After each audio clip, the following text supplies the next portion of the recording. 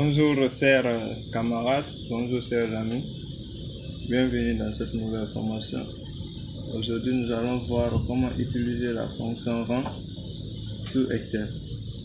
C'est une fonction qui va vous permettre de donner le rang d'un élève ou d'une ligne au cours dans un ensemble de lignes. Dans notre exemple ici, nous allons essayer de calculer la moyenne de chaque élève et essayer de donner quel rang occupe cet élève. Dans ce cas, nous allons d'abord essayer de calculer la moyenne des élèves. Voici le résultat est là. Voici voici le tableau qui figure la note de chaque élève. Et là, un tableau qui nous permet de connaître le coefficient de chaque note. Et pour calculer la moyenne, on met égal, on ouvre les parenthèses. On prend la moyenne, la note en informatique, multiplié par son coefficient. Mais ce coefficient doit être fixé parce que ça va s'appliquer sur toutes les lignes de notre tableau. Donc pour fixer, vous appuyez la touche F4 de votre clavier. On met plus la note en histoire, multiplié par son coefficient.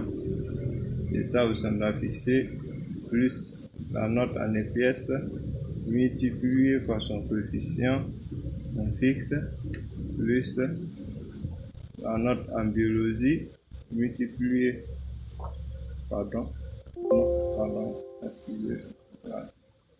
multiplié par son coefficient, on fixe F4 toujours, plus la note en mathématiques multiplié par son coefficient. On fixe.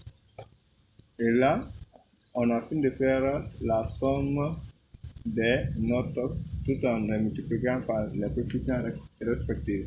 Et là, on doit diviser maintenant par la somme des coefficients. Je peux faire appel à la fonction somme. Voilà. Je prends la fonction somme. Je viens dans la place des coefficients. Je prends. Et là, je fixe aussi. Je ferme les parenthèses et je valide. Et là, vous voyez directement qu'il a calculé pour moi. Je peux incrémenter et directement j'ai mes résultats. J'ai la moyenne de chaque élève. Là, je peux essayer de voir. Moi, je prends deux chiffres après la virgule pour la moyenne. Maintenant, pour l'utilisation de la fonction rang, on fait quoi? On met égal. On met rang. Voilà, cette fonction, elle est là. Maintenant, au premier paramètre, on prend la moyenne, point virgule. Le deuxième paramètre, on prend la plage. Mais n'oubliez pas que cette plage doit être fixée pour ne pas que ça soit modifié à chaque incrémentation. Donc, on fixe toujours avec la fonction F4. On prend point virgule et nous prenons, on met 0 pour l'ordre décroissant. Pourquoi? Parce que on doit dire à Excel que la personne qui a la plus forte moyenne doit avoir le plus petit nombre, c'est-à-dire 1. Vous avez vu? Maintenant, la personne qui a la plus faible moyenne doit avoir le plus grand nombre, ainsi de suite. Donc, vous validez par entrée.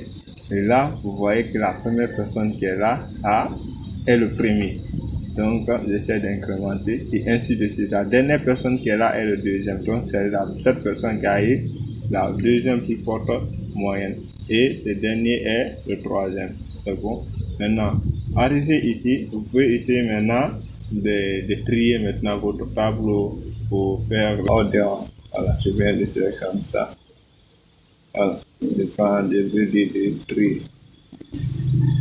Ouais, et voilà. Et vous voyez directement, il a trié pour moi. C'est bon.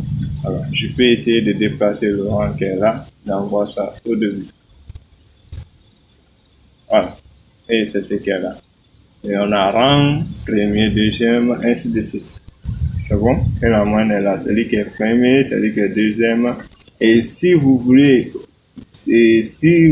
faire accompagner vos rangs qui sont là par le ER, c'est-à-dire premier, EM, deuxième, troisième, quatrième, vous pouvez me retrouver dans une autre formation. Qui vient juste après ça. Et si vous voulez, je peux